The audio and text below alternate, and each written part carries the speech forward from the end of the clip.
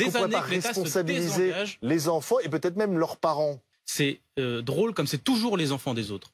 Toujours les enfants des autres, toujours les parents des autres. Mais par contre, quand ça vous arrive, cette situation particulière-là, il n'y a plus personne. Moi, j'entends très bien. Hein. Je vois qui c'est qui dit qu'il faut responsabiliser les parents, etc. Les Nadine Morano, les Éric Zemmour. Mais Éric Zemmour, quand son fils, il a percuté un scooter alors qu'il était alcoolisé et qu'il transportait une arme, on lui a pas demandé de payer. Vous voyez, on n'est même pas une semaine après le début de toute cette violence-là, mais même pas surtout une semaine après la mort d'un jeune, d'accord? Moi, je ne suis pas d'accord avec le cadrage médiatique qui est fait aujourd'hui d'effacer complètement la mémoire des gens pour faire croire que le problème, c'est pas déjà qu'il y a un jeune qui soit fait tuer par la police. On est en train de se demander déjà comment est-ce qu'on serre la vis, là. C'est ce qui a marqué sous vos titres, comment on serre la vis à ces gamins. Moi, je tiens à vous rappeler quand même que dans ce pays, à part avoir peur des jeunes, on ne sait rien faire. Dans ce pays, il y a 3 millions d'enfants qui vivent sous le seuil de pauvreté, d'accord? 3 millions. Le suicide, c'est la deuxième cause de mortalité des jeunes. Deuxième cause de mortalité. N'allez pas me faire croire que derrière, ça va bien se passer si on apporte uniquement une réponse judiciaire, carcérale, pénale. 75 000 enfants par an qui sont victimes de mauvais traitements.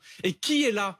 Est-ce que l'État est là à ce moment-là? Y compris quand la famille est la cellule qui produit les mauvais traitements. L'État est là. Qui est là? Non, ça n'est pas vrai, monsieur. Je vais vous dire une chose, je vous prends des exemples tout bêtes, y compris dans les écoles. Par exemple, dans ma circonscription à Roubaix, je vous prends un exemple tout bête. Vous avez des super directeurs et directrices d'écoles primaires et maternelles. Vous savez, dans les collèges, dans les lycées, il y a des personnels qui entourent. C'est vrai, on est en REP+, l'État a mis quelques moyens pour permettre d'entourer. Je peux vous assurer que par contre, les directeurs et directrices d'écoles primaires, ils ont même pas un secrétaire. C'est-à-dire qu'en fait, quand vous avez un rendez-vous avec un parent et que quelqu'un sonne à la grille, vous êtes obligé de faire l'aller-retour. Et vu que tout le monde sonne, eh ben vous êtes obligé de faire les allers-retours, les rendez-vous avec les parents, etc. Même pas un secrétaire, même pas un assistant d'éducation, etc. Dans Comment vous voulez que ça se écheveau passe de bien?